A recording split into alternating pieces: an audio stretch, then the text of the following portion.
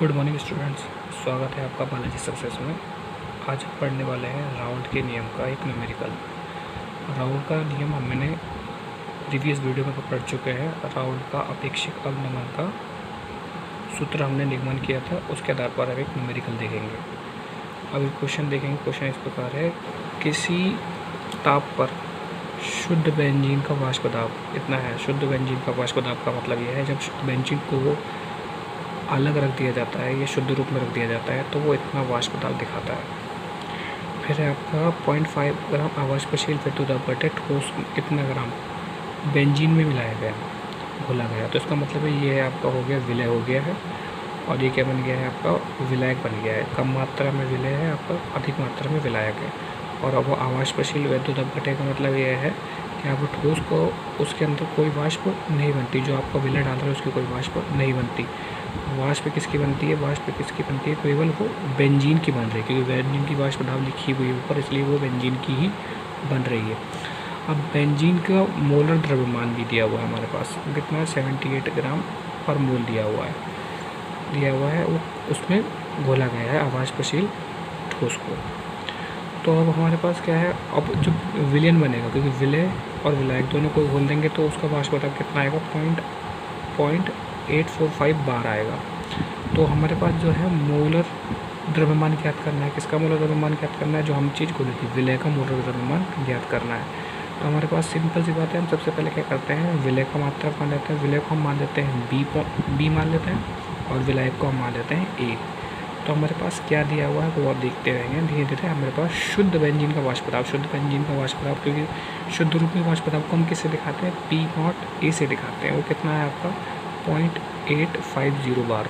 कितना है? 0.805 बार ऊपर लिखा हुआ है, देखेंगे वो दे रखा है। उसके बाद हमारे पास दिया है नेक्स्ट 0.5 ग्राम वैद्युत अपघटित ठोस। तो उसमें मतलब जो विलय मिलाया गया है उसको हमने क्या माना है? विलय को माना है हमने बी। तो वो डब्ल्यू बी दिया हुआ है। कितना दिया हुआ है? डब्ल्यू बी कितना दिया हमारे पास? 0.5, मतलब वेट ऑफ कितना? सॉल्यूट, विलय का द्रव्यमान। और क्योंकि हमने बी माना है इसलिए हम सिर्फ बी लिखेंगे, 0.5 ग्राम।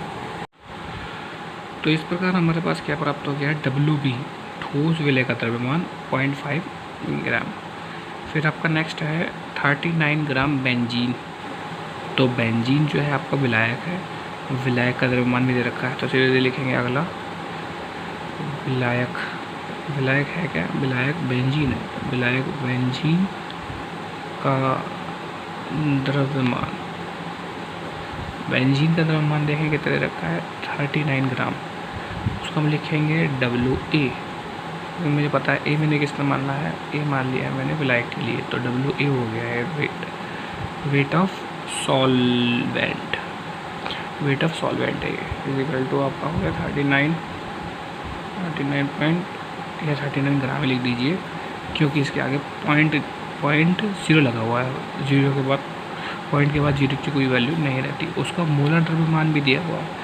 मोलर द्रव्यमान का मतलब है इसका अणुभार। अब अणुभार किसका? बेंजीन का ही है। तो हम लिखेंगे विलायक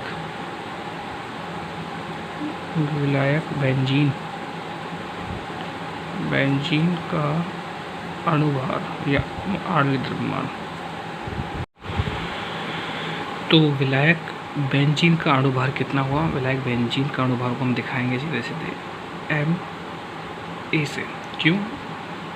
या M जो होता है स्मॉल m अणुभार के लिए यूज़ होता है, और आपका A जो है, A का मतलब है विलायक के लिए। विलायक क्योंकि बेंजीन है, तो वो कितना दे रखा है? ऊपर देखेंगे दे रखा है आपका 78 ग्राम मोल पर मोल। तो यहाँ सीधे लिखेंगे 78 ग्राम पर मोल। ये आपका दे रखा है आपका क्या? मोलर द्रव्यमान या अणुभार दे रखा है बेंजीन का। अब हमारे पास क्या है, जो चीज़ क्वेश्चन में दी है वो हमें सब पता चल गई है। देखिए इसके अलावा कोई और क्वेश्चन में दे रखा है? नहीं दे रखा है। एक चीज़ और दे रखी है, वो है आपका प्राप्त विलयन का वाष्प दाब। जो विलयन का वाष्प दाब है मतलब टोटल जो सबको मिला करके है, विलय और विलायक को मिला, तो विलयन का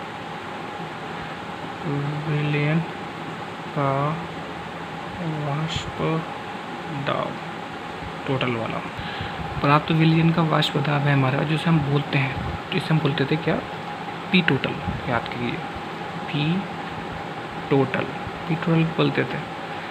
तो पी टोटल कितना दे रखा है, पी टोटल हमारे पास ऊपर लिखा हुआ है, पी वाष्प दाब है 0.845 बार, इतना हम बोलते थे। तो ये 0.845 बार है, ये विलेय का पी टोटल है। अब हमें ये ध्यान रखना पड़ेगा क्योंकि इसके अंदर जो मिलाया गया है, ऊपर क्या मिलाया गया, अवाष्पशील वैद्युत अपघट्य ठोस मिलाया गया है। जो विलेय था अवाष्पशील वैद्युत अपघट्य, क्योंकि इसका कोई वाष्प नहीं था। वाष्प किसकी बन रही थी, केवल बेंजीन की, क्योंकि बेंजीन ही वाष्प दाब दे रहा था, देखो ऊपर लिखा हुआ। तो बेंजीन की वाष्प दाब बनी थी, इसका मतलब केवल इसके अंदर जो है आपका ये डिपेंड करता है कि वाष्प बने कि या नहीं, वो केवल विलायक पर निर्भर करता है। इसलिए जो पी टोटल है वो निकलता कैसे है, पी टोटल निकलता है आपका, पी टोटल निकलता है आपका P A plus P B, विलायक प्लस विलेय, विलेय के योग से मिलता है। अब विलेय जो है पी पी वाला, उसका तो कोई वाष्प दाब नहीं है, क्या नहीं है, उसका तो कोई वाष्प दाब नहीं है, बस वाष्प दाब किसका है, वो है आपका विलायक का। तो ये हो जाएगा P total equal to P A, ये के बराबर आ जाएगा, आ जाएगा नहीं आ जाएगा। तो अगर हमारे पास पी टोटल की वैल्यू दी हुई है तो वो किसकी वैल्यू है, वो पी ए की वैल्यू है। तो इसका मतलब हमारे पास पी ए कितना आ गया, पी ए भी हमारे पास 0.845 बार होगा, सही है, इतना ही होगा, 0.845 बार होगा। अब हमारे पास पी ए की वैल्यू भी आ गई है। अब हम क्या करेंगे, अब सूत्र रखेंगे, जो हमने राउल्ट के नियम के आधार पर सूत्र निकाला था कल। तो राउल्ट के नियम के आधार पर हमने कल सूत्र निकाला था, वो जो है आपका वो इस प्रकार देखेंगे, वो था आपका P not A minus P A upon P not A is equal to आपका था एक्स पी। इस सूत्र हमने कल निकाला, याद कर लीजिएगा, देखिएगा।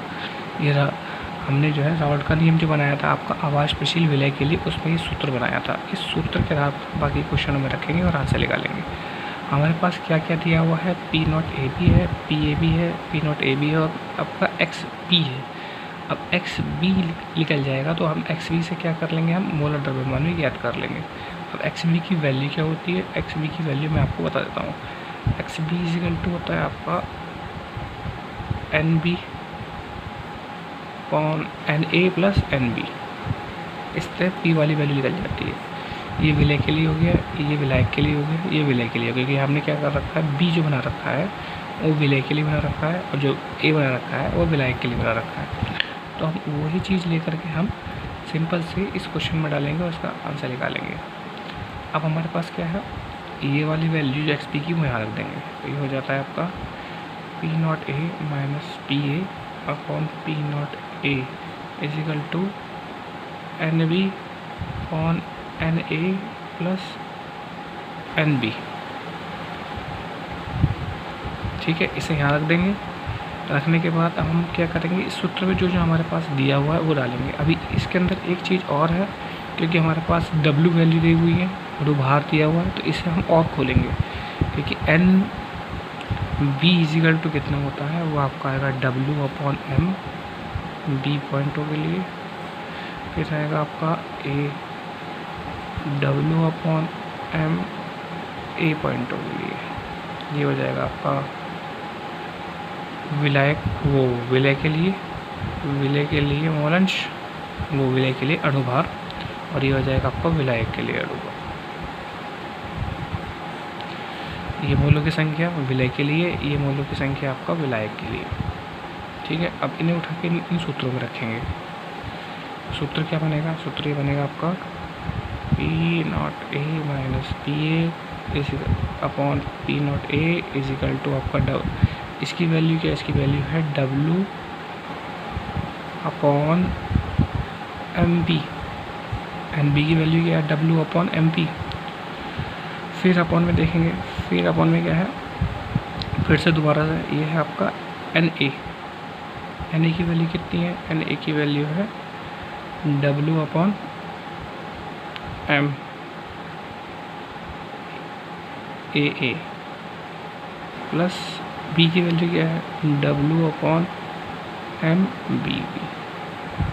तो इस प्रकार आपके पास एक ये सूत्र बन के आ गया है। अब आप इस सूत्र में एक चीज़ नोटिस करेंगे, क्योंकि ये जो आपका पूरा फॉर्मूला बन रहा था वो बन रहा था अवाष्पशील विलय के लिए। तो इसका मतलब है विलय का कोई वाष्प नहीं है। अब विलय का वाष्प नहीं है तो उसके लिए हम ये W अपन ये वाली जो वैल्यू, क्योंकि विलय और विलायक दोनों के मिलने से ही बना है विलयन। अब इसमें से हम क्या करेंगे, जब दोनों मिल जाएंगे तो वाष्प दाब केवल कौन दिखाएगा, वाष्प दाब दिखाएगा आपका केवल विलायक ही दिखाएगा, विलय नहीं दिखाएगा। इसलिए हम विलय की वैल्यू को नगण्य कर देंगे। WB/WM के मान को नगण्य करने पर उसको हम क्या कर देंगे, नगण्य कर देंगे, ख़त्म कर देंगे। तो बचेगा क्या, ऊपर वाले फॉर्मूले में क्या बचेगा, ऊपर वाले फॉर्मूले का P0A minus PA/P0A is equal to WB/MB upon, फिर से इसके अंदर जो वैल्यू बचेगी वो आपको बचेगी WA/MA की, क्योंकि ये वाला हिस्सा तो हमने नगण्य करके हटा दिया है, क्योंकि विलायक और विलय दोनों को मिला के बनाया है। अब इसमें से हटा दिया। अब ये वैल्यू हो गई। अब हम क्या करेंगे, इसकी क्रॉस मल्टीप्लाई करेंगे, इसकी इससे कर देंगे और इसकी इससे कर देंगे। तो बचेगा क्या, P0A minus PA/P0A is equal to, ये हो जाएगा आपका WB/MA upon MB multiply WA। ये फार्मूला बन जाएगा। अब इस फार्मूले में हमारे पास जो चीज़ दी है उसको हम पीछे में से पुट करेंगे और इसका न्यूमेरिकल का आंसर निकाल लेंगे।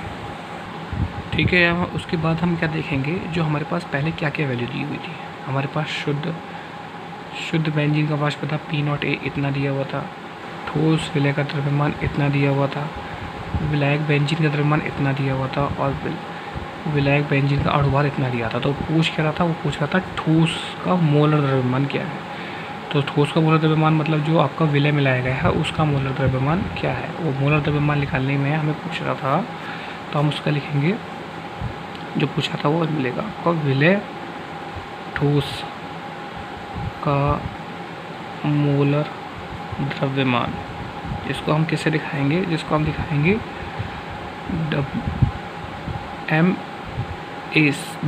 MB से वो आपको पूछ रहा है, MB आपका पूछ रहा है।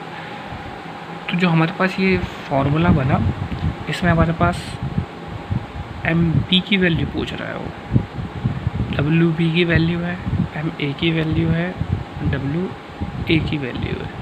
इन सब की वैल्यू रख करके हम MB की वैल्यू निकाल लेंगे। हमारे पास PA0A, PA और P0A इनकी वैल्यू भी है। ठीक है।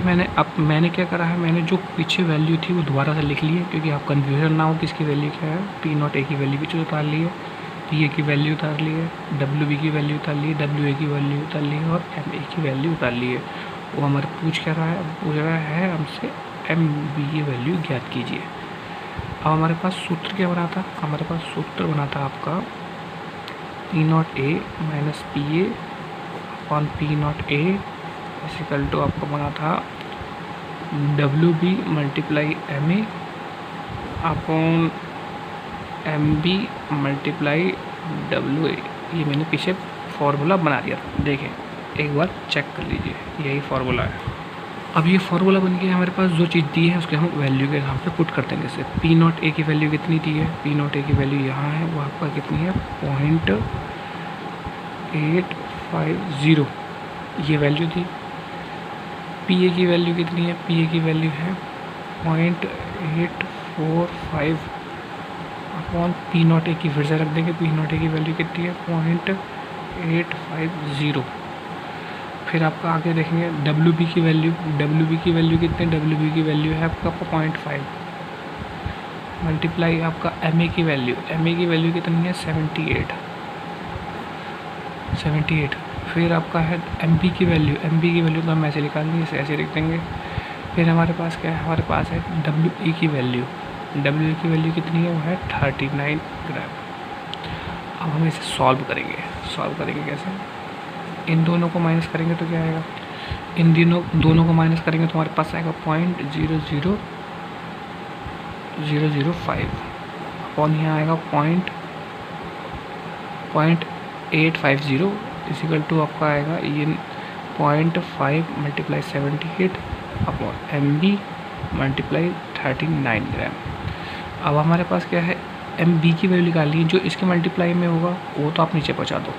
39 मल्टीप्लाई 0.005, इसे तो आप नीचे पहुँचा देंगे। बचा क्या, ये मल्टीप्लाई में चला गया, ये वाले तीनों मल्टीप्लाई में ऊपर आ जाएंगे। 0.850 मल्टीप्लाई 0.5 मल्टीप्लाई 78 MB की वैल्यू इस प्रकार से निकल जाएगी। जिसके जो मल्टीप्लाई में होता है हमेशा नीचे चला जाता है, उसके बाकी ऊपर आ जाते हैं मल्टीप्लाई के लिए।